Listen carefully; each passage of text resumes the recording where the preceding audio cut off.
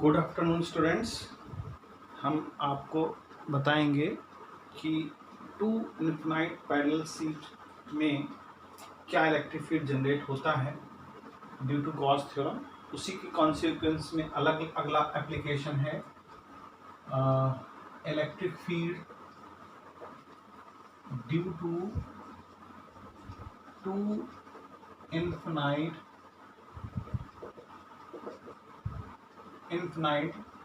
Parallel sheet जिसके अंदर charge रखा हुआ है। तो इसको कैसे करेंगे, हमने आपको सिंगल शीट के लिए समझाया था लास्ट टाइम। तो यहाँ पर पैरेलल शीट की बात करें, दो पैरेलल शीट है। मान लीजिए एक ये शीट है और एक ये शीट है। ये कुछ ऐसी शीट होगी जिसमें थिकनेस नहीं होगी, ये कुछ ऐसी शीट होगी जिसमें चार्ज जो है पूरी तरह से मौजूद है। ये भी चार्ज मौजूद है यहाँ पर, बट दोनों क्या है, सेम चार्ज के।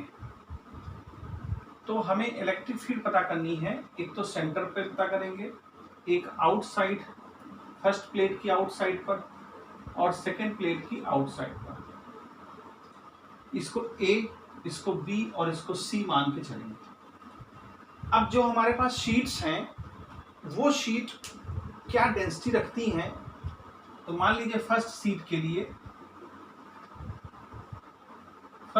के लिए अगर हम मान लें इसकी चार्ज इसको आप ऐसे लिख सकते हैं, charge density of first sheet is ρ1 charge यानी surface charge density of first and second plate is ρ1 and ρ2। ये मान लेते हैं कि ρ1 और ρ2 सरफेस चार्ज डेंसिटी है दोनों प्लेट की। अब चूंकि हमें इंटरनल पॉइंट सी पर पता करना है, तो एट पॉइंट सी के बारे में बात करेंगे। देखिए इलेक्ट्रिक फील्ड की जो डायरेक्शन होगी वो इस चार्ज शीट की वजह से अवे फ्रॉम द शीट होगी, ये हम पहले पढ़ चुके हैं। और इस चार्ज शीट के लिए भी अवे फ्रॉम द शीट होगी। तो यानी दोनों जो है चार्ज की डायरेक्शन डिफरेंट हो गई। तो नेट चार्ज कैसे मालूम करेंगे, तो मान लीजिए हमें E1 से E2 माइनस करना पड़ेगा। अगर E1 ज़्यादा बड़ी है तो E1 से तो E की वैल्यू जो होती है वो सिग्मा 1/2 एप्सिलॉन नॉट होती है, ये पहले हम पढ़ चुके हैं। यहाँ पर हम सिग्मा 1/2 एप्सिलॉन नॉट कॉमन ले लें तो क्या बनेगा, सिग्मा माइनस सिग्मा 2। अगर दोनों की चार्ज डेंसिटी बराबर होती, अगर सिग्मा 1 सिग्मा 2 के बराबर होता तो हम सिग्मा के बराबर मान लें, क्योंकि सिग्मा 1 भी सिग्मा के बराबर है, सिग्मा यानी आपस में इक्वल है। तो जब आपस में इक्वल होते तो क्या होता है, ये कैंसिल हो जाता है। अगर कैंसिल होता तो इलेक्ट्रिक फील्ड क्या होती, जीरो। इसका मतलब टू पैरेलल शीट में जिनकी चार्ज डेंसिटी सेम होगी, यहाँ पर जो इलेक्ट्रिक फील्ड आएगा, नेट इलेक्ट्रिक फील्ड जो आएगा वो जीरो हो सकता है। कब, जब कंडीशन अप्लाई हो, जब दोनों की डेंसिटी हमारी सेम हो। ये पहला केस। अब मान लीजिए ए पर हमें निकालना है, तो एट पॉइंट ए हम कह सकते हैं, यहाँ पर at point A electric field निकालना है। तो देखिए इस चार्ज शीट की वजह से अवे फ्रॉम द नॉर्मल होगा, अवे फ्रॉम द शीट होगा। और इसकी वजह से अगर हम इसको एब्सेंट मान लें, इसको देखें तो इसकी वजह से भी अवे फ्रॉम द शीट होगा। यानी दोनों की डायरेक्शन सेम है। इसका मतलब नेट इलेक्ट्रिक फील्ड निकालने के लिए हम क्या करेंगे, दोनों का ऐड कर देंगे, दोनों का सम कर देंगे। तो वही चीज आ जाएगी 1/2 epsilon not sigma 1 plus sigma 2। यहां तक बात क्लियर हो गई है। अब देखिए हमने वही केस लगाया, ये वाला केस। अगर सिग्मा 1 सिग्मा 2 के बराबर हो जाए, तो अगर ऐसा होगा तो ये सिग्मा सिग्मा मिलकर क्या बन जाएगा, 2 सिग्मा और अपॉन 2 एप्सिलॉन नॉट। ई की वैल्यू हमारी क्या आ जाएगी, सिग्मा अपॉन एप्सिलॉन। ये यहां पर हमारा दूसरा केस आ गया, दूसरे पॉइंट पर इलेक्ट्रिक फील्ड आ गई। अब हम बात करते हैं बी पर। तो बी पर अगर बात करते हैं तो एट पॉइंट बी, तो बी पर जब बात करेंगे तो फिर देखिए इसकी वजह से अवे E1 होगा और इसकी वजह से भी अवे E2 होगा। सेम कंडीशन अप्लाई होगी जैसे एट पॉइंट ए पे आया है, तो इसका सेम रिजल्ट आ जाएगा, E is equal to sigma upon epsilon. यानी दोनों का केस हमारा एक ही होगा, क्योंकि दोनों अवे फ्रॉम द शीट हैं, आउटवर्ड डायरेक्शन में है, दोनों ऐड कर देंगे। और जब दोनों ऐड कर देंगे तो अगर सेम डेंसिटी नहीं है तो ये फार्मूला बनेगा, सेम डेंसिटी है तो हमारा ये फार्मूला बन जाएगा। तो ये हमारी पैरेलल शीट है जब उनकी डेंसिटी हमारी सिग्मा 1 सिग्मा 2 हो और दोनों पॉजिटिव हो। तो इसको आप देख लें, इसके बाद नेक्स्ट हम बताएंगे कि दोनों की डेंसिटी अगर दोनों के चार्ज अगर डिफरेंट हो।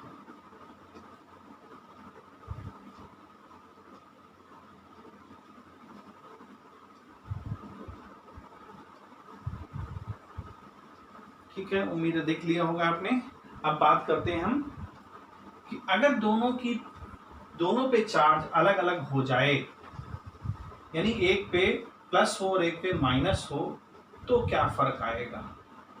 तो यहाँ पर ध्यान देने की बात है कि अगर एक पे प्लस हो और एक पे माइनस हो तो उसको हम कैलकुलेट करेंगे कि क्या वैल्यू बनेगी।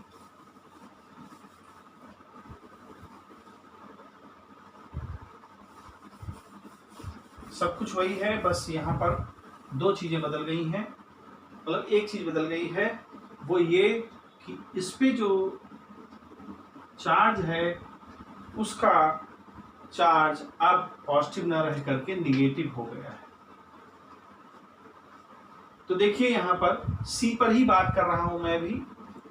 इसकी वजह से क्या होगा, अवे फ्रॉम द शीट होगा E1, और इसकी वजह से क्या होगा, टूवर्ड्स, क्योंकि नेगेटिव की वजह से टूवर्ड्स होता है। तो नेट इलेक्ट्रिक फील्ड सी पर क्या हो जाएगी, E is equal to E1 plus E2, क्योंकि दोनों की डायरेक्शन सेम है इसलिए ऐड किया। अब E1 क्या होगा, sigma 1 upon 2 epsilon not, sigma 2 upon 2 epsilon not, 1 upon 2 epsilon not common हो जाएगा, सिग्मा 1 प्लस सिग्मा।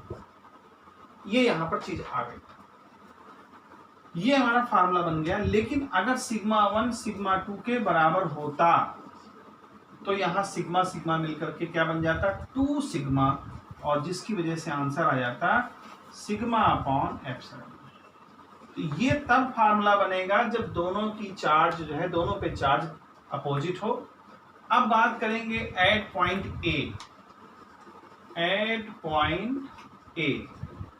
ए पर देखिए, इसकी वजह से, इस वाले प्लेट की वजह से चार्ज डायरेक्शन इलेक्ट्रिक फील्ड के अवे होगा और इसकी वजह से टूवर्ड्स होगा। इसका मतलब नेट यहाँ जो फील्ड निकलेगी वो कैसी होगी, E1 माइनस E2। अगर E1 बड़ी है तो E1 माइनस E2, अगर E2 बड़ी है तो E2 माइनस E1। तो इसका फार्मूला फिर से वही sigma 1 upon 2 epsilon not plus minus sigma 2 upon 2 epsilon not, 1 upon 2 epsilon not common आ जाएगा, सिग्मा 1 माइनस सिग्मा 2। ये हमारा फार्मूला बनेगा। लेकिन फिर वही सवाल उठता है कि अगर दोनों की डेंसिटी सेम होती, तो अगर दोनों की डेंसिटी सेम होती तो यहाँ पर हम कैंसिल कर सकते थे और इलेक्ट्रिक फील्ड हमारा 0 आ जाता। यानी कि अगर अपोजिट चार्ज उनके हैं तो इलेक्ट्रिक फील्ड अवे पॉइंट पर, यानी अवे जो पॉइंट हमने ए लिया है वहां पर इलेक्ट्रिक फील्ड 0 हो जाती है। अब बात करेंगे पॉइंट, ये तो पॉइंट ए पर था, ये पॉइंट बी है। अब देखिए पॉइंट बी पर क्या है, इस वजह से अवे होगा और इस माइनस की वजह से टूवर्ड्स होगा। तो यहां भी वही कंडीशन आएगी, E1 माइनस E2। तो यहां भी वही फार्मूला बनेगा, E is equal to 1 upon 2 epsilon not sigma 1 minus sigma 2। अब अगर सिग्मा 1 सिग्मा 2 दोनों बराबर होते यानी इक्वल होते तो electric field will be equal to 0। ये कंडीशंस हमारी पैरेलल शीट्स के लिए जो पैरेलल चार्ज सीट है उनके लिए निकल के आती है।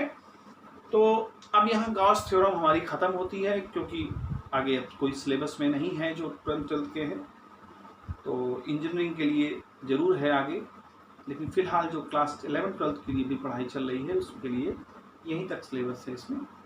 और तो इतना देखेंगे, करेंगे। कोई प्रॉब्लम होगी तो कमेंट सेक्शन में हमसे आप बोलेंगे, फिर मैं उसको आपको बताऊँ। तब तक के लिए पढ़िए और फिर नेक्स्ट वीडियो में डालता हूँ। नमस्कार।